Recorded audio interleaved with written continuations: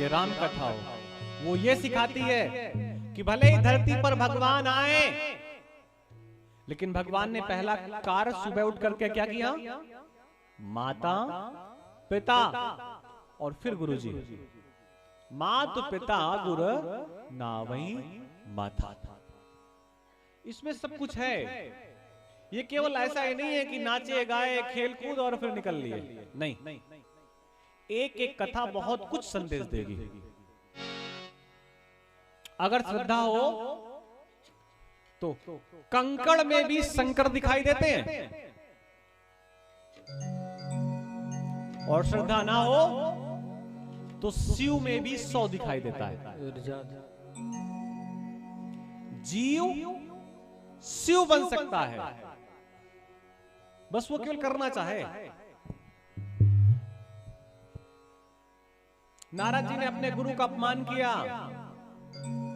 गुरु जी को देखा नहीं, लेकिन राम जी ने कभी गुरु का अपमान नहीं किया।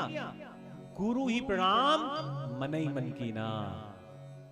धनुष उठाने जा रहे हैं, अब वहां प्रणाम करेंगे गुरु जी को तो लोग सोचेंगे कुछ और, तो धनुष को तो बाद में उठा रहे हैं, गुरु जी को प्रणाम मन ही मन कर रहे हैं।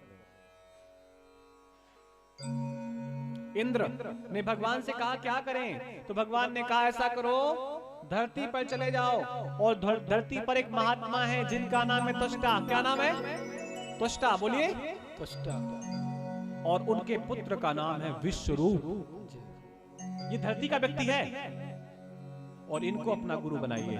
तो इंद्र ने विश्वरूप को गुरु बनाया।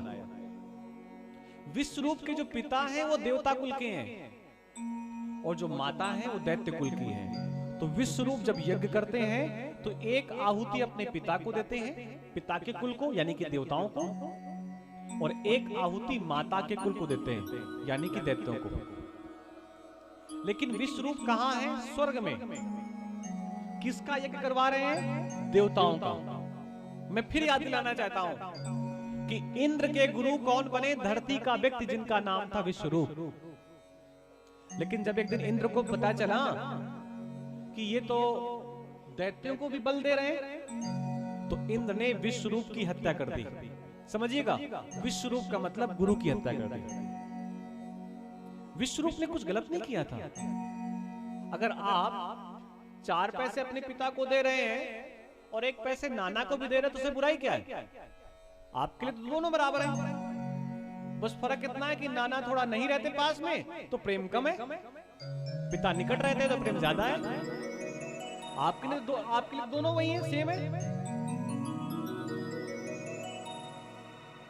एक आपके पिता के पिता हैं जिन्हें बाबा कहते हैं, और एक आपकी माँ के पिता जिन्हें नाना कहते हैं।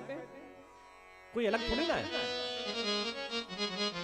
विश्वरूप ने अपने गुरु का वध किया तो त्वष्टा को बहुत कष्ट हुआ, और त्वष्टा ने यज्ञ किया। परिणाम में एक असुर प्रकट हो गया।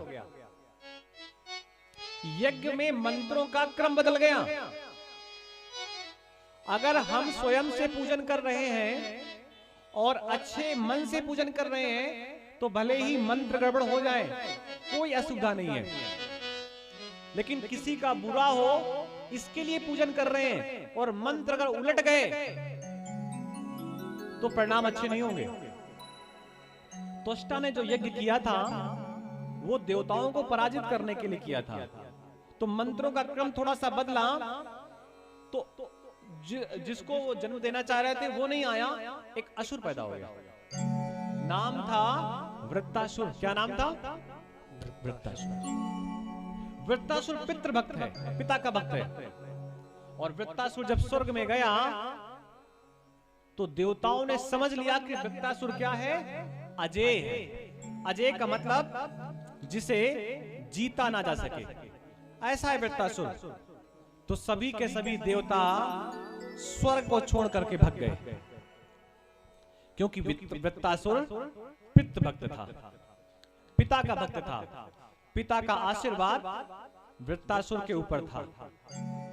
और ये सही बात भी है। अगर माता पिता का आशीर्वाद है तो व्यक्ति आगे ही बढ़ता रहता है, पीछे पलटने की उसे आवश्यकता कभी जीवन में नहीं पड़ती।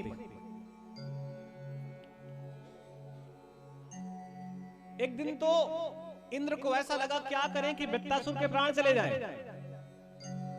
तो फिर भगवान ने एक बात कही कि धरती का एक व्यक्ति है जिसने जीवन में कभी क्रोध नहीं किया। अगर उस व्यक्ति की हड्डियों का अस्त्र बनाया जाए तो उससे वृत्तासुर जीता जा सकता है। देवता धरती पर आए दधीच के आश्रम में, दधीच को प्रणाम किया। दधीच ने पूछा कि आप लोग क्यों आए?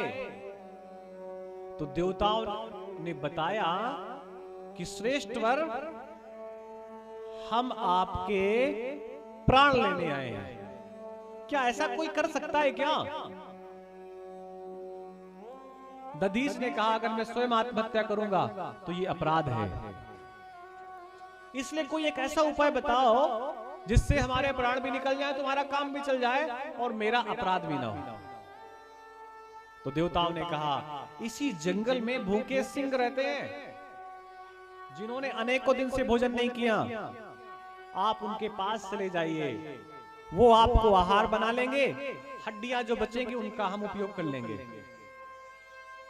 और दधीच उस जंगल में चले गए जहां पर भूखे सिंह अनेकों हफ्तों से उन्होंने मांस नहीं खाया था। सिंहों की नासिका पर जब किसी मनुष्य की खुशबू आई तो वो सिंह टूट पड़े दधीच के ऊपर प्राण लेने के लिए। लेकिन जब सिंहों ने दधीच की आंखों में देखा तो मनुष्य से ज्यादा होशियार पशु होता है। मनुष्य से ज्यादा होशियार पशु होता है। उसकी जिह्वा पर कोई भी ऐसा कण आ जाए जो खाने के योग्य नहीं है, वो कभी नहीं खाएगा। लेकिन मनुष्य खाने के योग्य कोई वस्तु हो या ना हो, वो सब खा जाता है।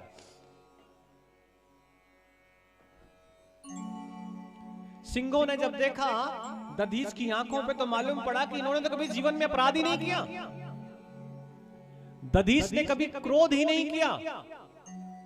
तो वो सिंह, उन सिंहों का मन बदल गया और शेरों ने मन में संकल्प लिया कि भले ही भूखे मर जाएं, लेकिन ऐसे व्यक्ति के प्राण नहीं लेंगे जिसने जीवन में कभी क्रोध ही नहीं किया, जिसने कभी किसी का अपराध ही नहीं किया। ऐसे व्यक्ति के प्राण हम ले सकते हैं क्या?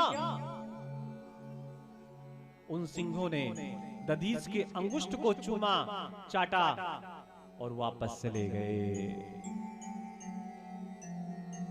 वापस दधीच आए, देवताओं से बोले कि कोई दूसरा उपाय बताओ। तो देवताओं ने दधीच के पूरे शरीर पर शर्करा और गुड़ मिष्ठान लगा दिया और कहा अब आप जाइए। पुनः दधीच उन सिंहों के पास गए। सिंहों ने तो मन बना लिया था कि हम इनके प्राण नहीं लेंगे, लेकिन शरीर पर मिष्ठान लगा हुआ था।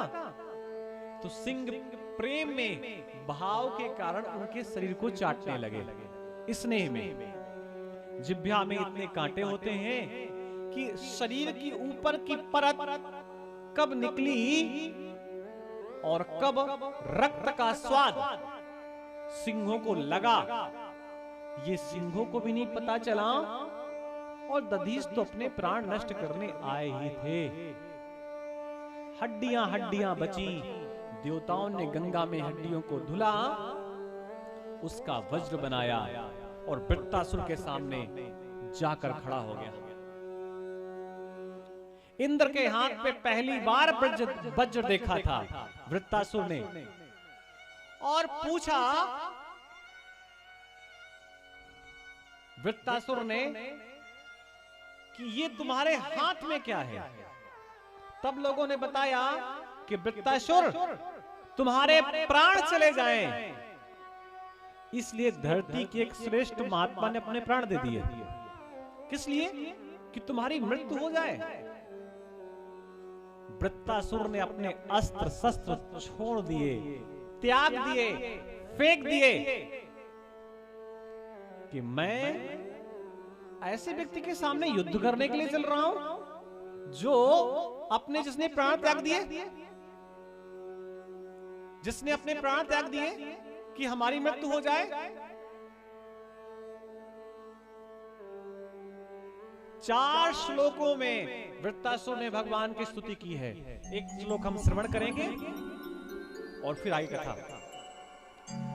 अहम हरे तव पादैक मूलम, अहम हरे तव पादैक मूलम, दासानुदासो भवतास्मि भूया, मना स्मरेता सुपतेर्गुणास्ते,